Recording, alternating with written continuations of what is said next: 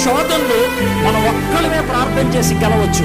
కొన్ని శోధనలు మన ఒక్కల ప్రార్థన సరిపోదు, మనకి ఇతరుల యొక్క సహవాసం కావాలి. అందుకే చర్చికి రమ్మని చెప్పేది మిమ్మల్ని, అందుకే సహవాసానికి రమ్మని చెప్పేది మిమ్మల్ని, అందుకే ప్రార్థనకి రమ్మని చెప్పేది మిమ్మల్ని. ఎందుకంటే కలిసి ప్రార్థన చేస్తే కొన్ని విషయాల్లో విజయాలు వస్తాయి. ఆ విషయం గుర్తుపెట్టుకోండి. మోషే ఒక్కడే ప్రార్థన చేస్తే పనవలా, అందుకే ఈ పక్కన అహరోన్ని పెట్టుకున్నాడు, ఈ పక్కన హూర్ని పెట్టుకున్నాడు. నీకంటే పెద్దోళ్ళు అడుగుతావు, నీకంటే చిన్నోళ్ళు అడుగుతావు, ఎవరిని అడిగారని అనవసరం. కలిసి ప్రార్థన చేస్తే దేవుడి శక్తిని పొందగలుగుతాం. మనం శోధన చేయించాం. ఇలా ముగ్గురు కలిసి ప్రార్థన చేశారు. ప్రార్థన చేస్తే ఏమైంది? కింద గెలుపు వచ్చింది. కింద గెలుపుకి ఎవరు కారణం? మోషే ప్రార్థన లేకపోతే యెహోషువ యుద్ధమా?